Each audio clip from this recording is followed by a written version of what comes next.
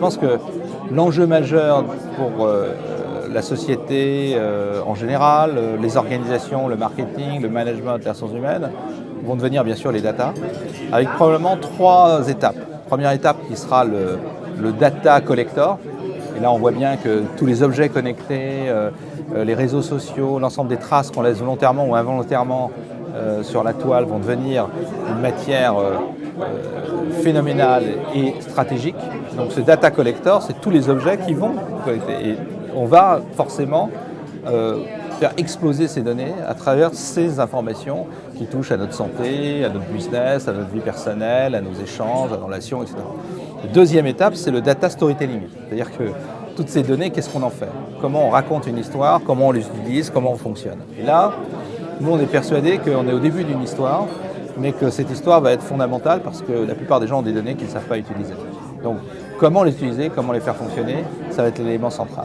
Le troisième facteur, c'est le data prediction, où là, on est vraiment dans un domaine qui, à mon avis, pose des vraies questions. Parce que, à force de pouvoir tout prédire via des statistiques, des éléments, on va probablement perdre cette intuition qui a été chère notamment à Apple. Je me souviens de Steve Jobs qui disait « je ne fais jamais de pré-test ». Probablement qu'il y avait un côté sécuritaire sur les données, les informations stratégiques d'Apple, mais il y avait aussi surtout une logique, c'est de dire est-ce que des clients sont capables de se projeter dans l'avenir tous? Je ne suis pas certain. Par contre, quand on a une vision des choses, il faut les mettre sur la voie, il faut travailler sur le projet, et quand il existe, voir si les gens s'adaptent ou pas. Ce qui est une inversion du marketing, qui est un marketing plutôt de l'offre, plutôt qu'un marketing de la demande, et qui, à mon avis, dans les data, risque de poser problème. Parce que plus vous avez de données, plus vous voudrez bétonner vos lancements de produits, vos lancements de campagne en disant « j'ai testé, j'ai avancé », etc. Moi, je me souviens d'un grand patron d'agence de pub qui disait « moins de tests, plus de testicules ». Et la question, ça va être de dire « est-ce que ces data ne risquent pas de tuer notre capacité à garder l'intuition qui est le facteur nécessaire ?» Pour Adobe, il y a 3 chantiers prioritaires. Le premier, c'est le mobile. De plus en plus, on doit arriver à gérer le mobile comme si c'était n'importe quel canal, et aujourd'hui, ce n'est pas encore le cas dans les entreprises, et les technologies désormais le permettent. Le deuxième chantier pour nous, c'est l'intégration de Neolan, Adobe Campaign, dans le reste de Marketing Cloud. Le troisième chantier, c'est d'arriver à donner à Marketing Cloud une vraie cohérence. Aujourd'hui, les gens choisissent, en fonction de leur organisation en silo, des outils qui sont des outils très pointus. Et ce qu'on veut désormais, c'est avoir une vision transverse de la notion de marketing.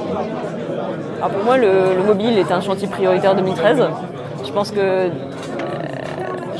la data, le traitement de la data, le traitement de toutes les données qu'on peut accumuler sur le comportement des consommateurs est vraiment quelque chose de central.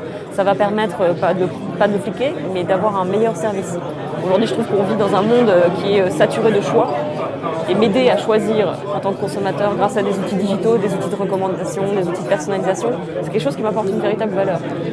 On est toujours le paradoxe en fait des réseaux sociaux. On se dit mais les gens sont hystériques dès qu'on parle de données, mais en revanche ils n'ont aucun problème pour donner des tas de données, que ce soit sur les réseaux sociaux ou ailleurs. Et je pense que la clé de ce paradoxe, elle est vraiment liée à la notion de service. Si on me demande des données et qu'on ne m'apporte pas un service, je ne les donnerai pas. Si on me demande des choses, mais que ça m'apporte un véritable service, et notamment dans cette notion de personnalisation et de recommandation, j'aurais aucun problème à les donner. Et ensuite, il y a aussi tout ce qui tourne autour du real-time, du RTB, et voilà.